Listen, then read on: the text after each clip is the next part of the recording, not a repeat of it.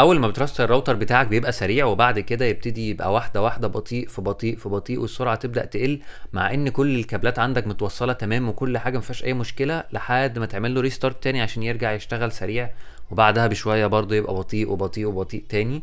فلو المشكله دي بتحصل معاك تابع معايا. ازيكم عاملين ايه وايه الاخبار؟ النهارده رجعت لكم بفيديو جديد عن الانترنت، وان شاء الله هنحل المشكله اللي بتقابل 99% من الناس اللي في العالم. في الاول بس خليني اقول لك، علشان لو انت اول مره بتتابعني، انا عملت فيديوهات كتير عن الانترنت قبل كده ساعدت معظم الناس في حل مشكله ان النت بيفصل وما بيجيش تاني اصلا. فلو انت عندك المشكله دي فالفيديوهات مهمه جدا وهتفيدك كتير. اعمل لايك وسبسكرايب وروح اتفرج عليها الاول قبل ما تتفرج على ده. طيب، زي ما احنا عارفين ان اي مشكله في الانترنت لازم تكون ليها الاول اسباب علشان تحصل، وعشان احنا نعرف نحلها لازم الاول نعرف ونحدد ونتاكد ايه هي الاسباب الاول علشان نقدر نحلها. فانا جاي اقول لك الاسباب، واللي اهم سبب فيهم واحنا دايما بنتجاهله جودة السلك او جودة الكيبل اللي انت بتستعمله. فلو انت مثلا موصل الكمبيوتر بتاعك بكابل ايثرنت، او مثلا جودته تعبانة شوية، او الار جي بتاعه بايظ، او زي ما احنا بنقول الكليبس بتاعه يعني مش كويس، مش متقرج كويس، او مثلا السلك مثلا متخربش او حاجة زي كده، فالسلك ده بيعمل تشويش. فانت اول ما بترستر الراوتر، السلك بياخد الانترنت يوصله للكمبيوتر بشكل عادي جدا، بس لما الضغط يزيد ويبتدي ان الكمبيوتر انت تعمل عليه تاسكات كتير وتبعت باكيتس وتستلم باكيتس كتير رايحه جايه، باكيتس رايحه جايه، ويبتدي الكابل بيحصل عليه تشويش، فبالتالي بيكون انه في باكيتس بتعلق في النص بسبب ان الكابل جودته سيئه مثلا، او انه مش متقرش كويس، او في مثلا طرف فيه او فرده منه يعني بايظه، او مثلا محتاج تتغير او صدت، او ايا كان السبب. يعني المهم ان جودة الكابل شيء مهم جدا جدا جدا، علشان توصل الانترنت بشكل عملي وسريع من غير ما يهنج. وخلي بالك، عايز اقول لك على حاجة تانية. ممكن لو انت مثلا عندك 5 أو 6 اجهزة موصلهم على نفس الراوتر وكلهم موصلين بكابلات، فبالتالي ممكن كابل واحد بس عامل المشكلة دي هو يأثر على كل الكمبيوترات التانية اللي واصلة معاك على نفس الراوتر، وكمان هو اللي اصلا بيسبب بطء في الراوتر، لان هو بيعلق يعني بيخلي الباكيتس اللي ما بتوصلكش معلقه في الراوتر. الراوتر دايما بيبعت ريكوست وبيستنى اجابه، دايما يبعت اللي هو الباكيت ويستنى اجابه من الطرف اللي هو باعت له، سواء كان جوجل او فيسبوك، او حتى لو انت بتبعت على كمبيوتر تاني في نفس الراوتر معاك، فهو بيفضل مستني الريكوست. فلما الريكوست ما بيجيش فبيبعت غيره، فبيستلم مره ومره لا، يستلم مره ومره لا، فبيحصل حاجه كده اسمها يعني بنسميها برودكاست. والباكيتس المفقوده واللي رايحه واللي جايه والحاجات اللي احنا حكيناها في الاول بسبب ان الكابل سيء دي بتفضل مأثرة على الراوتر، فبيفضل كل شوية كل ما تعلق فيه باكيتس او ان هو يحصل عليه ضغط مثلا، فبيبتدي ان هو الراوتر نفسه الكاش بتاعه يتملي، ويبتدي ان هو يأثر على باقي الاجهزة، ويبتدي ان هو مش قادر يتحكم او يسيطر او يوزع الانترنت. وهنا بنصحك طبعا ان انت لو عندك مشكلة ان النت بطيء، فلازم تراجع على الكابلات كلها اللي واصله في كل الاجهزه، وتتاكد ان هي ما فيهاش اي لحام او اي قطع او اي حاجه ممكن تعمل تشويش، او اي قطعه مصديه او اي بنايه بايظه او اي ار جي او اي حاجه زي كده، لان دي مشكله كبيره ودايما كلنا بنتجاهلها ونقول ده الكابل انا لسه جايبه جديد والقصص دي. تاني مشكلة احنا كلنا بنعملها، وهي حركة غبية جدا وبتسبب بطء في الانترنت عند معظم او 99% من الناس اللي بتعملها، واحنا لحد النهاردة لسه بنعملها، وهي ان احنا نحول الراوتر القديم لسويتش. الحكاية دي اصلا في المنطق لو انت فكرت فيها هتلاقيها حكاية غبية جدا. يعني ايه اجيب انا راوتر مثلا انا استعملته من 2012 او 2014 وارجع استعمله في 2023 او 2024 واحوله لاكسس بوينت او سويتش، فابتدي ان انا اوصله بكابل طويل مثلا 50 متر او حاجه زي كده من الراوتر الاصلي، علشان هو يبتدي هناك بعد ال 50 متر يوزع لي انترنت وواي فاي وقصص زي كده. المشكله دي او الحركه دي بتسبب مشاكل كتير جدا في الانترنت، وهي اهمها البطء. انت طبعا هتلاقي الراوترات كلها منوره والدنيا جميله، سواء الراوتر الاصلي او سواء الراوتر اللي انت موصله التاني اللي انت عامله اكسس بوينت او محوله سويتش او ايا كان.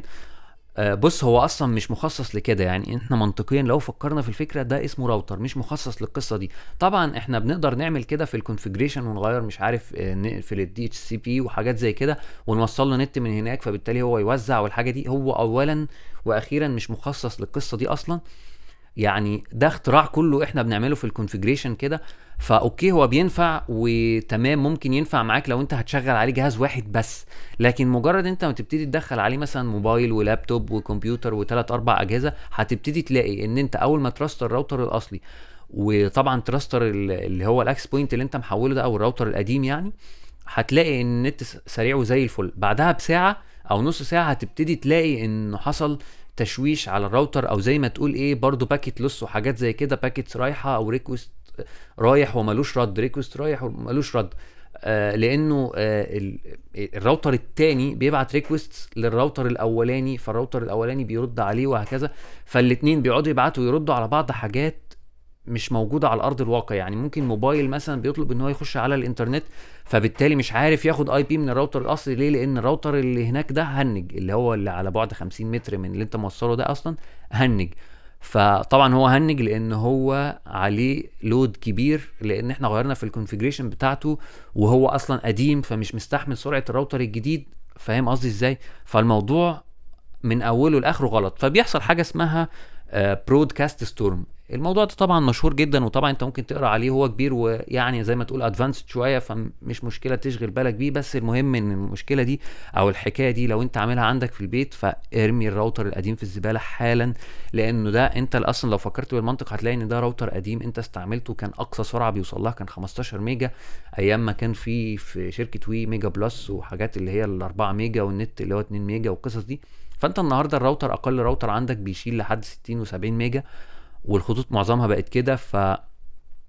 ازاي انت عايز راوتر بيشغل نت 70 ميجا او 100 ميجا مثلا، عايزه يكلم راوتر تاني اخره 10 او 15 ميجا، فبالتالي ال 15 ميجا ده هيوزع على التانيين؟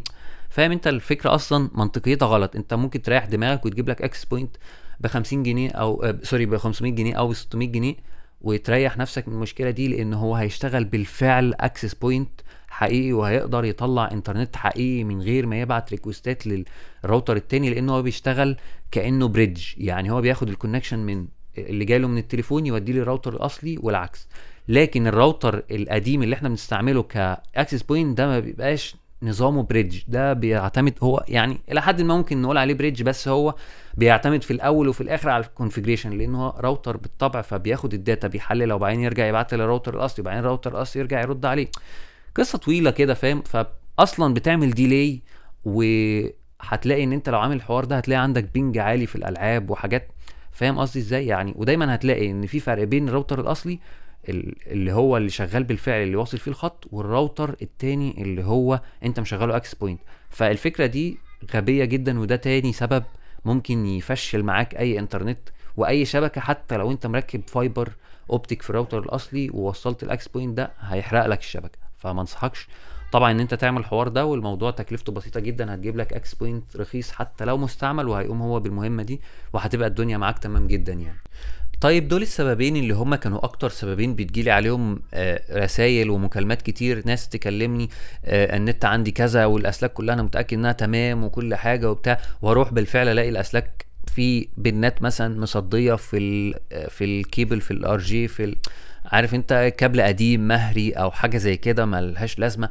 او ممكن ساعات في ناس تانية توصل، ودي برضو من ضمن الاسباب، يجيب لك كابل مثلا ايثرنت 100 متر. فاهم قصدي؟ فازاي انت عايز الراوتر يبعت اشاره على بعد 100 متر؟ ده هيحصل ليتنسي وهيحصل تشويش وحاجات كتير كده، لان لازم نجيب على بعد 100 متر او 150 متر بنجيب كابلات، مثلا بنجيب حاجه اسمها ريبيتر، او مثلا بنجيب سويتشات بي او اي بتدعم البعد ده، مثلا بتديله طاقه عاليه، بتدي الكابل بتاع الانترنت طاقه عاليه عشان يقدر يوصل النت للمسافات والحاجات دي. فطول الكابل برضو خلي بالك، لو انت موصل من راوتر ويل عادي اللي هو مفيش اي يعني مميزات او حاجه زي كده، حاول تكون كابل الدي اس ال بتاعك ما يزيدش عن 30 او 40 متر، لان ده 100% هيحصل مشكله. ودايما مشاكل البطء الانترنت بتحصل لما يكون في راوتر عمال يبعت ريكويست وما يجيلوش اي رد، فبيحصل باكيت لوس.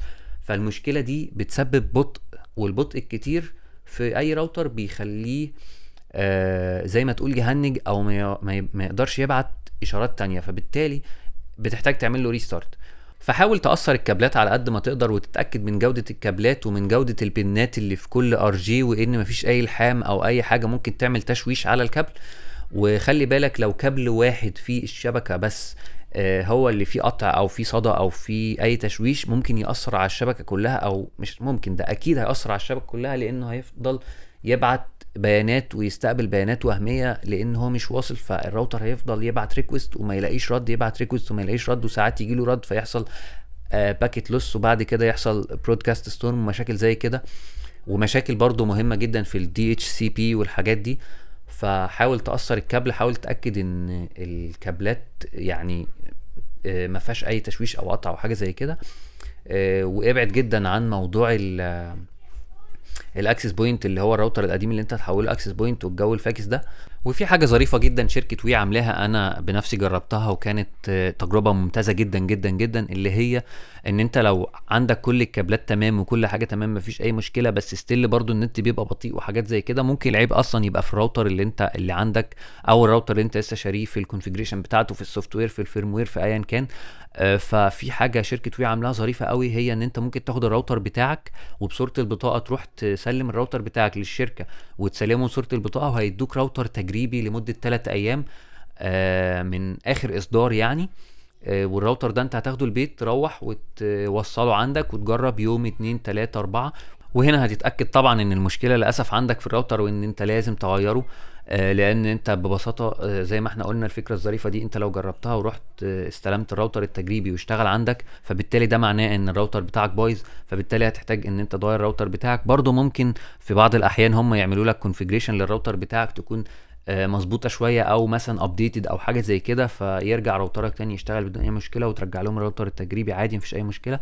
فالحكايه دي كانت تجربه لذيذه معاهم بصراحه.